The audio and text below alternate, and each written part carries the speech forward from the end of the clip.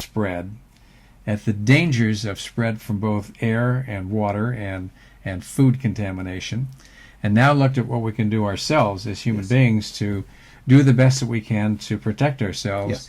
Even though we've got an unbelievable disaster in our hands, it's far greater than we've been led to believe by either the Japanese people or our own government, in my opinion. So we need to look at this whole business of nuclear power very carefully. We've got plants scattered all over the United States, and to my shock, they're in places where there's danger to us because many of them are on earthquake faults, which is shocking. I mean, and close to the highly densely populated urban areas. Yeah, I mean, it's almost like there's a plan to, when a disaster occurs, to make things a big disaster. Because would you build a plant on a fault? It may have to do with, real estate prices. It has to do with a lot of things. I'm not asking you for a defense on it. All I'm doing is putting out my common sense approach to what happened. The same thing with the water. I mean, look at the problems with the floods that we had in this middle of the United States. Yes. And problems with the nuclear facility, maybe having some problems. If they were, we weren't informed that there were problems. The Calhoun plant comes to mind. And tell us about that. Well, the Calhoun plant is, I believe, 20 miles north of Omaha, Nebraska. Uh-huh. And the Missouri River flooded. Uh-huh. And the plant, of course, is near there. That's within the last few weeks. That's month. True. Yeah. And they had to put berms around it to prevent the water from entering. But the pictures that we saw, the aerial views, looked rather precarious. It looked like an island. Well, that's what it was. Yeah, I guess so. And so when you're talking about nuclear power, it's appealing to us, because if it were safe, we get cheap power that we can use for a long time. But these plants, they get old. They're now 40 years old, some of them. And there are problems that come with that. And of course, there are natural disasters that we don't really predict. So it's like we're not planning ahead. And I think we need to do something to not let that happen. And this is something the American people have to take a careful look at. Well, that's the problem with nuclear.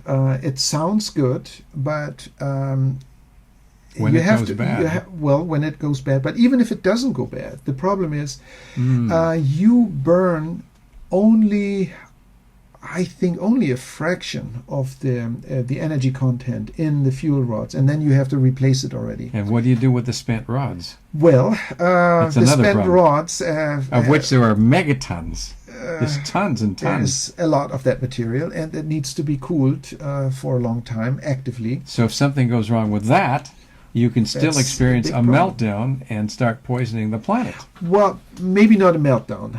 It's not that radioactive, but it needs to be cooled. But in every container that you put it in, it has a tendency to corrode or to burst or. Well, what happens if there's a failure in the water supply with spent uranium? What do you call that?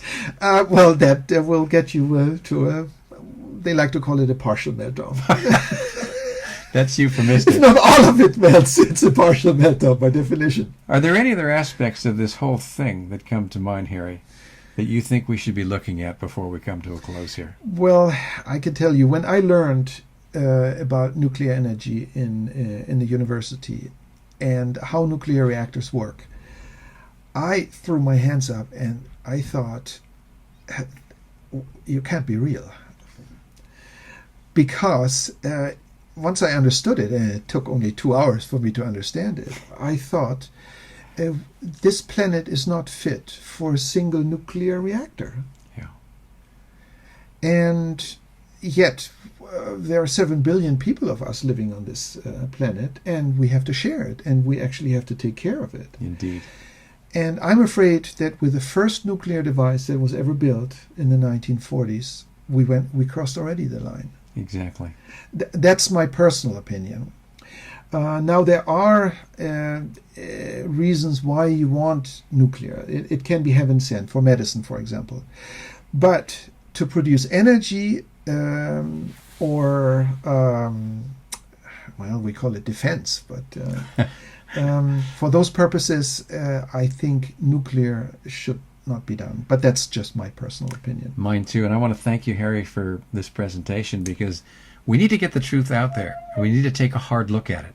We can't get ourselves focused on just brushing it away and not looking at it and think that's going to solve the problem. You can't sweep it under the rug.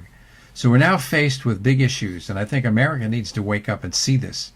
And if we do, maybe we can do something to change the way we look at nuclear power, and maybe look for some ways to try and not get into the situation that we've been in for all this time. So thanks once again, Harry. Well, it's my pleasure. Very nice.